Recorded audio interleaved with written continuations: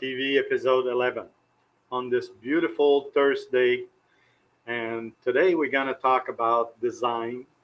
And the, the, the title of the episode is a simple shape that control lights.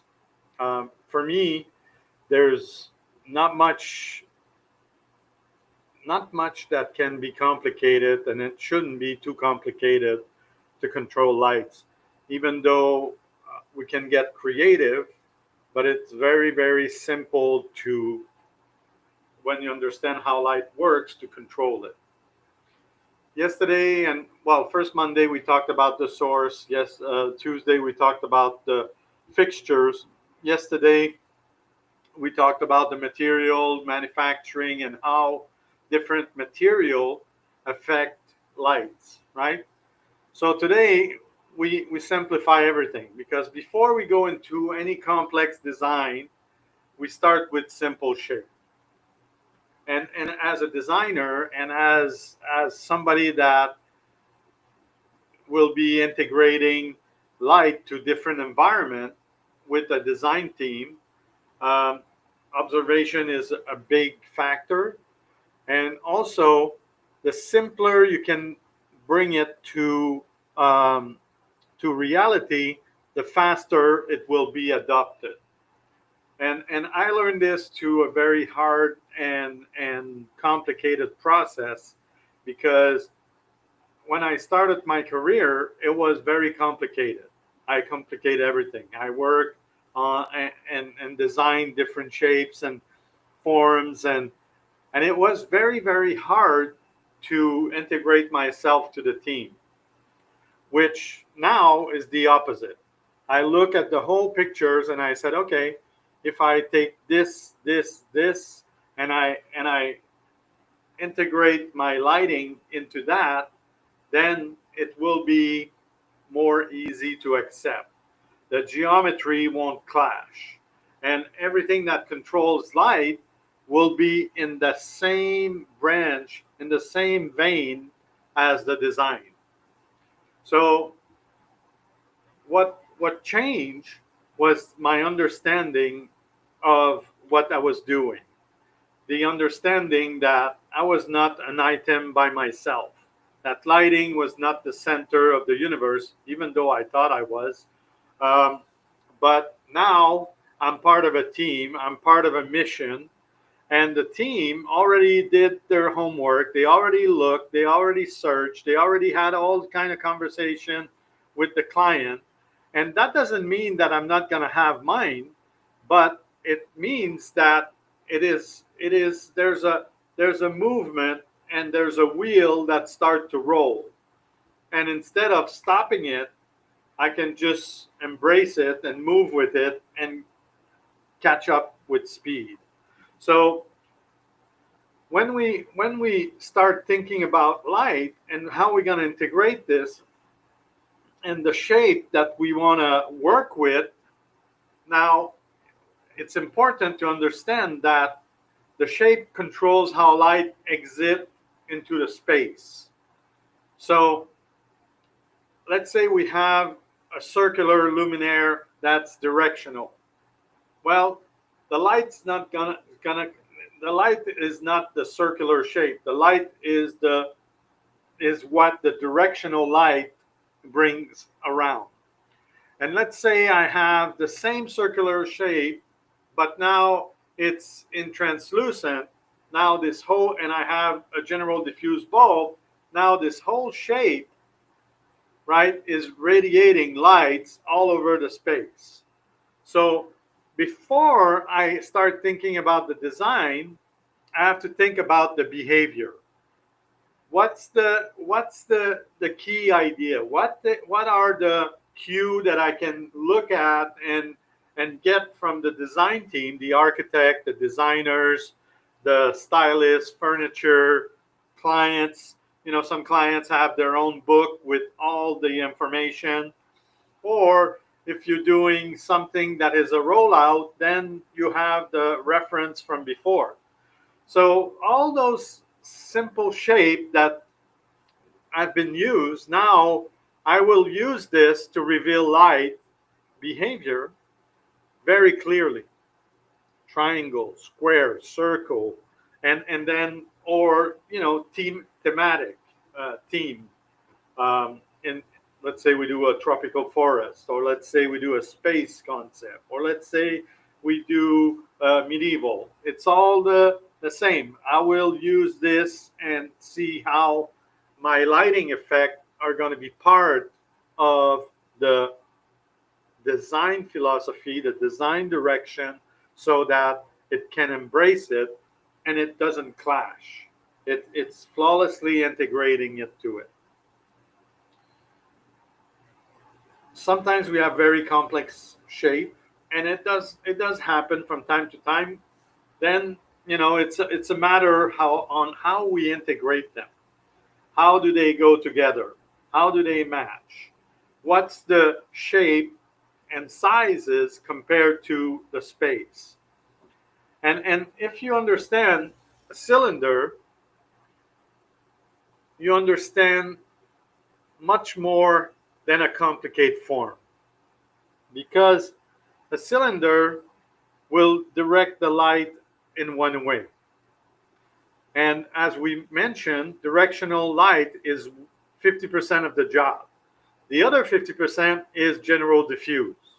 So now, depending on if we can have a cylinder and have it general diffuse and have the LED inside, and it become like a big luminous cylinder, and that is what you're going to be using throughout the space. So the same cylinders that you use to project light, now if we have it in a different material and we use it as a general diffuse, and it could be horizontal, could be vertical, could be at an angle, they could be crisscross. And as you see now, you see where I'm going with this, is that the most important is understand how the lights wrap around the space, not the space around the light, right? And how evenly or very dramatically we light the space. And for me, how I can hide the source. How can I make the experience without even experiencing the source? Meaning that we need downlight, we need sconce, we need track light, we need floor lamps. But how can I make them disappear so that all my attention is on enjoying the experience, rather than, oh my God, there's a light there, there's a light there, there's a light there, there's a light there. Or what is that light? What does that do? Oh, this is so glary. Oh, this is, I don't like that color. And often that's what people will focus on. They cannot tell you what's wrong with the space, but they can tell you what object distracted them and what object doesn't fit there and what they don't like. And that's why, for me, it's a very good indicator. Because if I talk to a client and I said, what kind of lighting do you like? They don't know. So I reverse and I said, what kind of light you don't like? And then they say, well, I don't like track light. And now I know, right? It's not the track they don't like. It's the mechanical part, the physical. They don't know about the light yet. They just know that the track has a long thing, and they haven't changed it for 20 years in their previous house or in their previous office. And now that they don't want that. They want to have something more modern. They want to have but very rarely they'll tell you what kind of light it emits. So by knowing that, now I know that they want to have something more subtle. They want to have maybe something that's more concealed, something that's more recessed or flush mount and.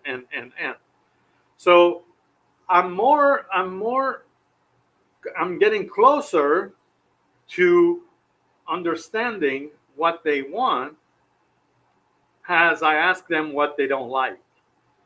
Because once I describe them, we're going to have some general lighting here, diffuse. We're going to have some directional there. We're going to have directional on their books. 98% of the time, they agree with the program. Where they switch is when I ask them what they don't like, and they start talking about the lighting fixtures. I don't like LED. Okay, why you don't like LED? Well, it's too blue. Well, that was 20 years ago, right?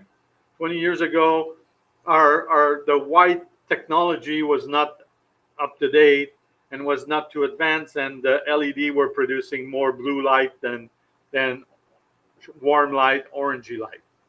So it became, well, I don't like LED. It's not that they don't like LED, they don't like the blue light.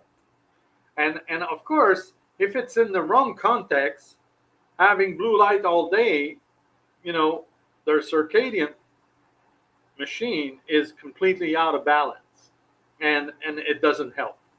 So again, dosing everything, try to understand, try to talk about what they don't like, and then we can start to put the program together. You say, okay.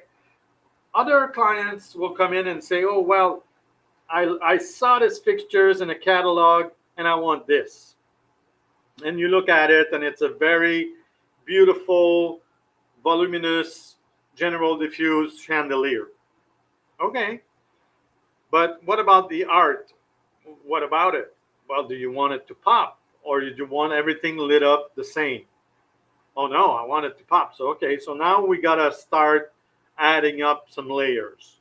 We gotta start to add some directional, maybe on a separate switch, maybe on a separate circuit, maybe on a separate layers, and then. So the type of fixtures that it comes from what they don't like, what they saw, what you propose will be the center of everything you mention and everything you describe in your original concept.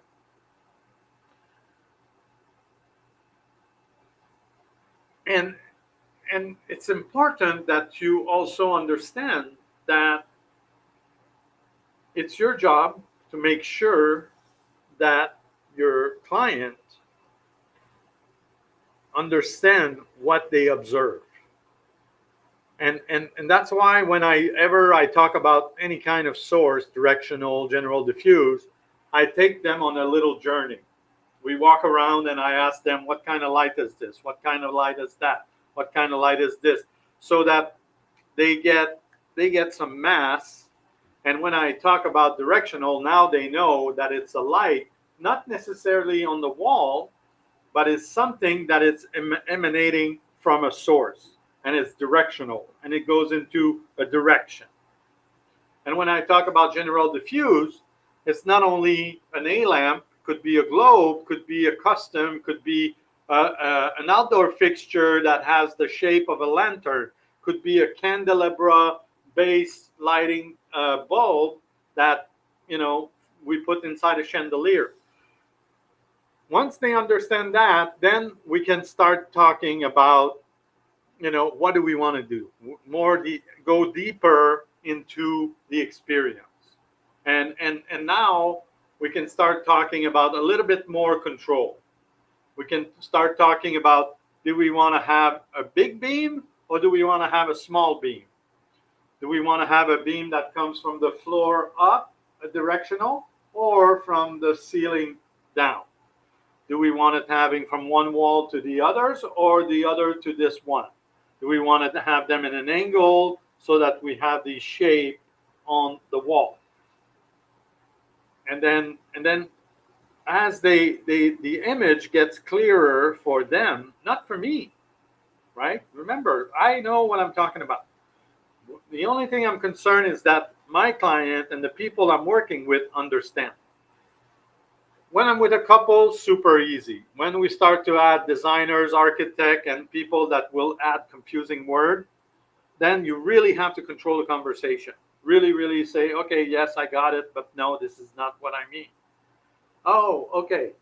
And you have to be in present time, because somebody start to talk about the subject, and people love to talk. then the conversation goes out and you're totally out of your project. Now you have to manage something else. So again, in present time, we're talking about this. You're controlling and you making sure that what you're communicating, your client gets, because after that, you know, when everything is done, that's what they're going to get. And they also have to validate that process. And again, if they have visual support, it's fantastic. And this could be also very tricky. Let me give you an example. Somebody comes with the pictures and they said, I want this. Well, what part of it do you want? It happened to me once. Client comes and said, I want to reproduce this. And then I looked at the palette of the interior design and I said, well, this is not going to work with what, what the designer suggests. And they said, how come? Well, they never showed that picture to the interior design, and in his head, he had something totally different. And there was no way that with the lighting, I could make it happier. I could make it happen like that. So it is a very important thing that you are on the same and you're validating point after point after point after point. That will save you a lot of time and also a lot of aggravation, and your client will love you a lot because now you're communicating the same language that he is. You guys are on the same wavelength. And being able to observe and structure a lighting concept according to their needs is very simple in theory. In practice, it's another story, right? Because in practice, you have the electrician, you have the architect, you have the interior designer, you have the family members. I remember working on a project, and one of the family members that I didn't know was part of the process. Every time we talk about something, he would go and tell, them, my clients, different things and second guessing everything I was doing. And then I would get into a meeting and then it would be hell. And I couldn't understand until I found out who they were. And one thing I said, next meeting, if it's possible, I'd love for them to be here. It took a couple meetings because, of course, now they had to confront me. So that was not, but I told them that if we don't do that, then it's very hard for me to please or to achieve the result that I promise. And having half of the story from their family members doesn't help me either because I don't understand what they're doing. And that they're working with somebody else in another state, in another country, in another, I don't mind. I don't care. This is not what, I have no problem. I just want to know who I'm working with and where do we start. Because if we start from there, it's very simple to go there. If we start from there, I have all of this to do. So eventually it all got in order and, we got it done. But I had, for the longest time, I couldn't understand. Every time I would come back to a meeting, it was an out of town client. Every time I would fly in, I would go through all this wall of questioning and this and that, and I thought we were done with this, but no, somebody was putting their 2 bits, and I could see that they had a piece of paper with these things on, these specific questions, which I already had answered or had nothing to do with the project, or the context was totally out, right? Anyway. And the reason why I'm talking to you about this is because you may be the best designer on the planet. If you don't read the room, your design will not go through. You have to understand who's in front of you, their level of understanding, and make sure that you can communicate at the same wavelength so that when you talk about something, they understand and they don't second guess and And it's hard sometimes when you're the train is rolling and then you have to jump in because everybody know each other except you. You're the newest guy in town, and this will happen to you. And you're the lighting guy, and they work with another lighting guy, and everybody knows a lighting guy. And my cousin is an electrician, and he understands lighting. And my other son-in-law, I mean, it is bull bait. It is hard. It is, but once you're in and you're going at the same speed, then it's a walk in the park. Sorry, with the client, it's a walk in the park. Then you have other problem eventually. Electrician, you got the AV installer, you got all of those guys that you will have now to communicate with them and make sure that your control stations are at the right height, that you have the proper wiring for your lighting fixture, that you have the location is at the right place, etc., etc. So let's talk about panels. And right now I talk to you mostly about 3D objects, 3D light fixtures, and cylinders and different shapes. But a big trend right now is lighting up thin surface, that acrylic, marbles, stone, glass, or. So, and most of the time they're used for diffusion. They will be diffusing the light because there's no source that is a 4x4, a directional source that's going to be a big beam of light, right? So they will be general diffuse, and they will be diffusing light in one direction. Now, how does that work into our design, and how does that affect the rest of the lighting? Because you can imagine what a TV does when you're in your living room and all the lights are closed. It lights up everywhere. So by itself, by definition, it would be a directional light, right? Because it doesn't light up everything. It's flat, so it's not like a ball that would be in the middle of a room. So by definition, it would be a directional. But now you have this big, huge mass of lighting, and it's got this even light distribution, and most of the time it's not very deep. You know, the biggest light box I did was probably 6-inch. And the reason was very simple, is because the stone was 1 inch and we needed a lot of firepower to go through the stone. But you will be used this as, I call them light box, right? And it's similar to that. It's like we use backlighting and we'll have some light coming out.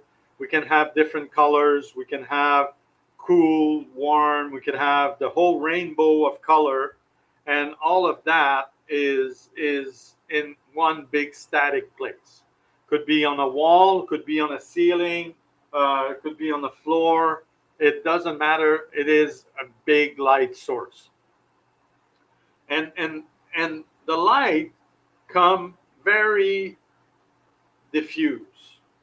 It will come like all over the place.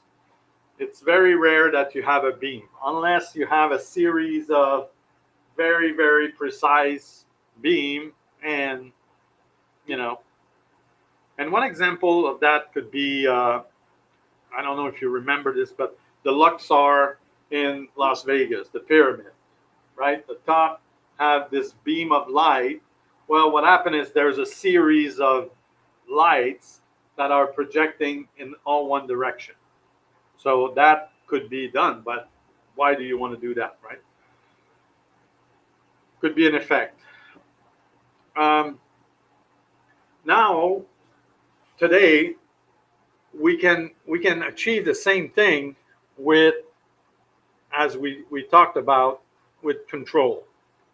We can use a video screen and have different patterns. We can have different shapes. We can have different things. So from a very static light box, now we have something that's a bit more dynamic. And depending on the size of the pixel, well, we have video wall and image that, communicates something. So we went from a light box to a video wall. And this is why I wanted to tell you about this, because there is no wrong answer. There's just lack of money. And for some people, it's not even that. It's the lack of ideas. Because the money they have, they want to have things that nobody else have. So you better get your game on and find things that it's going to wow them, because they've seen a lot, they want a lot. So you gotta push, and you gotta. So now we're talking about light that can go through fabric, that creates pattern, that we can control the glare, because we can work on the intensity, we can work on a lot of things. And also the cool thing is that the size of the opening can be this big. We can have a video screen this big to 100 feet, or now that we have the biggest one coming in Clearwater, 7-story by 150 feet long. So there's as far as the size, there's no limit. Of course, the distance from the source has some limitation, right? If we have a space that's 20 feet wide, well, at some point, the distance is not enough, or is maxed out. If you want to read something, if you want to have an effect on people, the distance between you and the lighting object need to be bigger or smaller. Because if you have a little screen like this and you're at 20 feet, you don't see it. But if you have a whole video wall with pixels that are this big, well, you better be at 250 feet to see it. Because if you're not, you don't see nothing. You just see a bunch of green square, which are pixels that change color, and that's about it. So the distance from the source is always something that's important.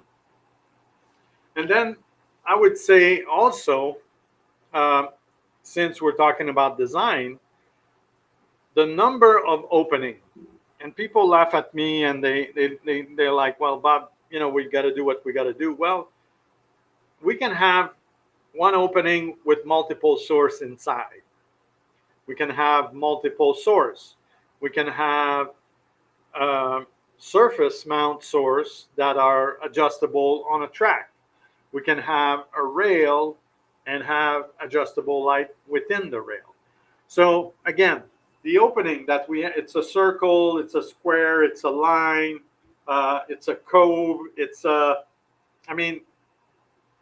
you want to try to keep it very minimal.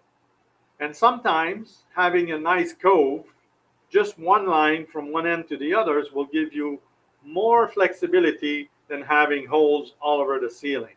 And aesthetically wise, by having a beautiful line right in the middle, it doesn't distract your eyes. It doesn't distract the design. It looks like it was thought about, and it was, if you designed it. But by putting different lighting fixtures in it and orienting them wherever we want, or having some pendant with general diffuse, makes it a beautiful integration. Yesterday, I was telling you that we had this conversation with this designer about pattern on surface. We talked about gobo. He was talking about the scallop, that he wanted to be really sharp, and he came up with some theory, and it's fine, like whatever. Me, whatever the client wants, I'll make it happen. If he wants sharp edge, I will have sharp edge. If he wants to have nice soft, wall wash, we'll have a nice soft wall wash. What's important is that for them, what I do meet that requirement. If it doesn't, then it's not helping. The The other thing I'm really, really good at, and I love to, is working with shadow. Because for me, there's no light without shadow, and there's no shadow without light.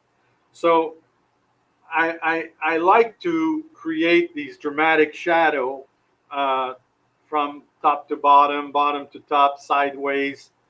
I love to exploit how far the light travels, because that's also an indicator how my shadow is going to travel. I love to also have different colors. And when I talk colors, I don't mean red, green, and blue. I could go warm white and cool white and have a beautiful mix in the between. I also like red, green, and blue too. So with different light source, or with the one light source, I can have different shade. I can have different beams. I can have different colors. So these are all things that I can bring to the table if I understand what I'm doing. If I don't know what I'm doing, well, I can be effect and just, ignore all of that and say this is what it is, and there's not much we can do. Like I was telling you a little while ago, I went to see a project, and they had the wrong type of fixtures, but the design was done, everything was done. They asked me how can we fix it. Now they open up to me, and I can, in that case, give them my viewpoint, which was get rid of these general diffuse and put directional, the same shape as we have over the table, so that they talk to each other, and also that keeps the light directional towards the bottom, and leave this beautiful effect that you have up there with that little twilight light, you know, shine by itself. Because right now everything is lit like a stadium. So you don't see no effect, no nothing, no shadows, no nothing. So again, you by you have to understand, and once you understand, you'll make a couple mistake, and as you make mistake, you'll learn to correct them. Because no two plays are equal. And on top of that, the other thing you're gonna bring to the table is that, and I urge you to start digging, is learn more about lighting control. For me, I come from a very old school that each light has its own dimmer. Today, there's a few companies that provide that, which is fantastic, because I can have 100% on the artwork, I can have 20% on the furniture, I can have 10% in the space overall, or I can have 0%. And then on the next scene, I can have 100% on the seating space, 20% on the art wall, except one piece that is the family pictures. This one is 100%. Again, like, if I say that to you, by now you understand and you see that picture very clearly.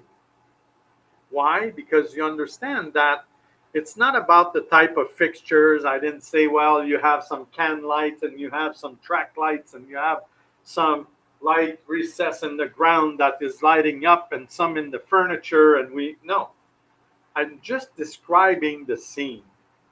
And the more precise I can describe the scene, the better I can understand the hardware I need. And depending on your preference, the client's preference, I can make it disappear, or being omnipresent, being there all the time. I have this beautiful chandelier, and it's comes from Murano, very expensive glass. And during the day, it has a life. At night, it has a life. When I light it from bottom with light that I put in the ground, it has another life, because it gives me all these beautiful shadow on the ceiling.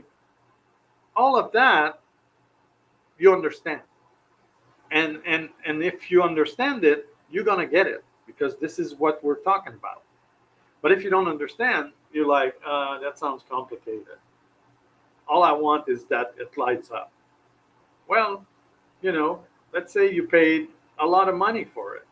Why don't we, enhance that experience so that you have different way of seeing it and living with it so that you enjoy it more.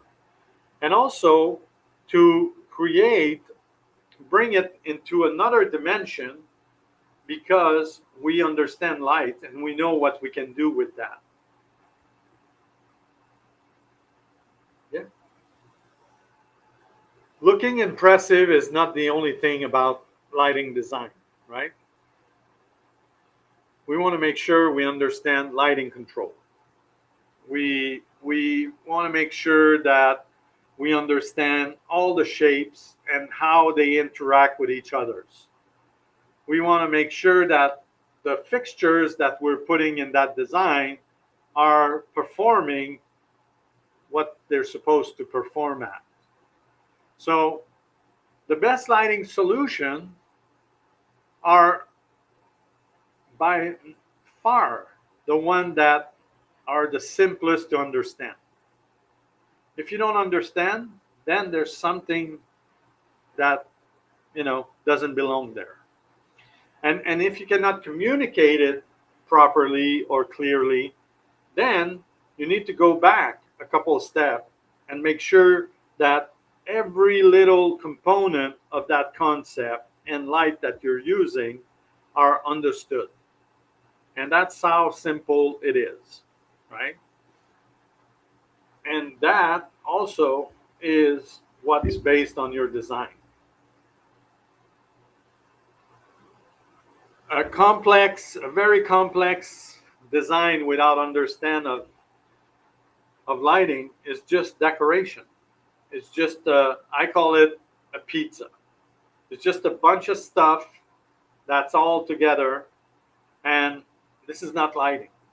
This is not lighting because you don't know where to start. You don't know what to do. You don't know what's the hierarchy. You don't know what the color palette to use.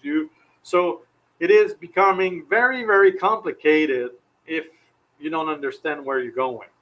So always try to get a clear idea where you're going.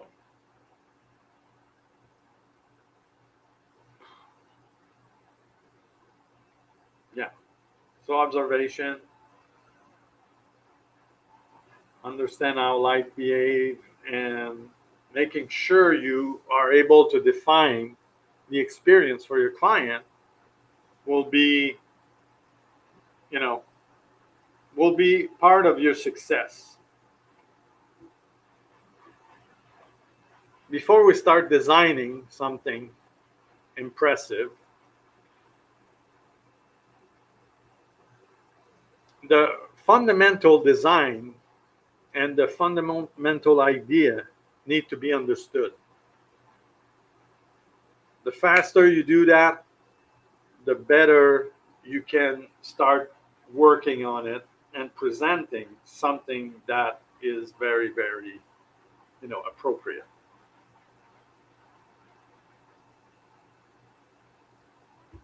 Like I always tell my student, lighting is about understanding forms. If you understand forms, you can control any lights. If you don't, you wish you work on luck. So thank you for being there today. Tomorrow is Friday. Tomorrow we're going to finish episode 10 of circadian lighting because it's Friday. And next week we're going to do this episode. And then we'll catch up.